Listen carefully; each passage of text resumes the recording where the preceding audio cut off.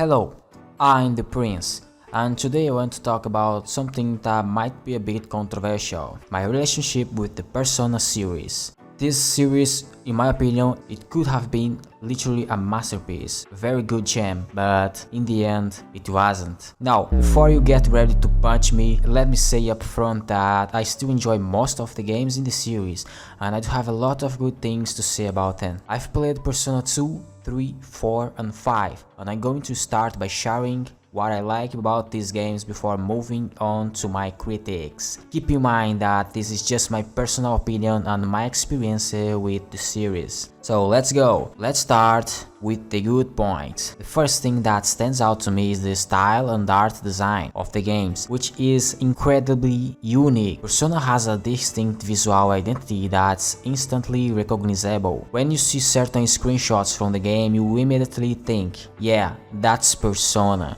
The visual style is strong, cohesive, and beautiful. Not only that, but the game knows how to use its artistic direction to create some of the coolest scenes ever. Another positive point, and this will surprise no one, is the soundtrack, which is simply superb. Just like the art direction, the music has its own unique identity. What really stands out to me are the lyrics of the songs, especially in Persona 3, like Burn My Dread or any other track from the game. And also in Persona 5 with Takeover. These songs are so peak, bro. These songs aren't just there to set the vibe, they actually add to the story and align with what's happening in the narrative, which I deeply appreciate in a game. One more thing I love about the series, particularly in Persona 5, is the theme. I'm a big fan of the concept of Phantom Thieves, and it's awesome to see an entire game focused on that. I think it's a theme that should be explored more in fiction, but unfortunately there are very few stories about it. Kind of like how I miss dark fantasy set in old England, like Harry Potter, even though that's not in England, but you get what I mean, you know. So even with all these positive points, what are my issues with the series then? It's time to dive into them. Remember, if you disagree with something or want to hear more in details about any of my opinions, feel free to leave a comment. My first and biggest issue with the series that makes Persona not being a masterpiece for me is that it's an extremely repetitive game and it doesn't need to be as long as it is.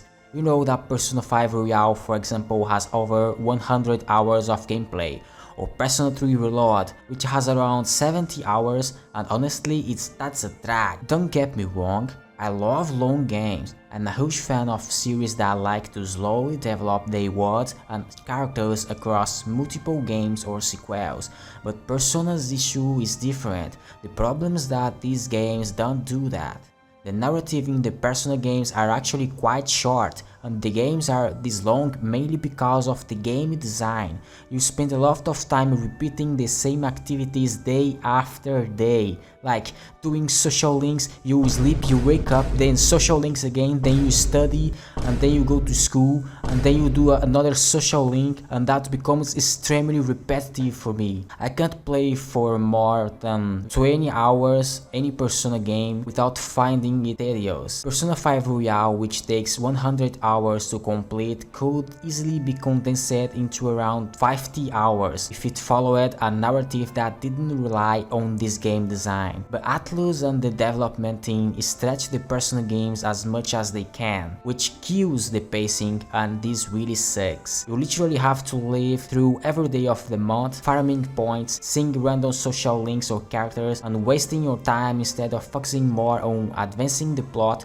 or preparing for what's coming. Bro, imagine if the series focused on more like building up some scenes that are coming, like a new character appearing or solidifying a certain scene, instead of you just doing random social links around the city. The series insists on making you grind no matter what. That's the issue here. Could have been much better in my opinion. The second issue I have is with Persona Protagonists. Look, I can give Amami Eren a pass.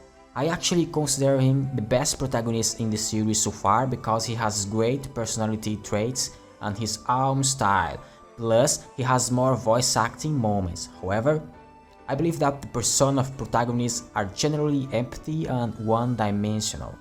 They are just there to move the plot forward and aren't treated like real people. They exist only to fulfill a role in the story. Sure, the Persona 3 protagonist was very well in the final stretch, but I still stand by my point that they are just a piece to keep the plot moving and aren't given much depth as characters, unfortunately. But I still kneel to the use of the protagonist of Persona 3. Yeah, I don't even remember his name. Wait, it's Makoto, okay? Anyways, okay, Makoto was good in the final, but my third point, and if you have agreed with everything I've said so far, I'll be surprised if you accept this one too, but I'm not holding back. The Velvet Room, this freaking room, man, this right here.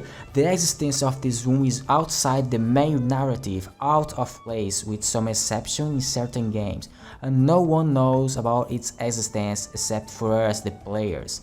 This is a bit problematic in my opinion, because if you have something in the story that doesn't serve as a purpose for the overall plot, it's useless for me. Whether it's a tradition for the series to have this rule or not, it doesn't matter to me. What matters is that in some games it was useless. Not the case of like Persona 2 or Persona 5.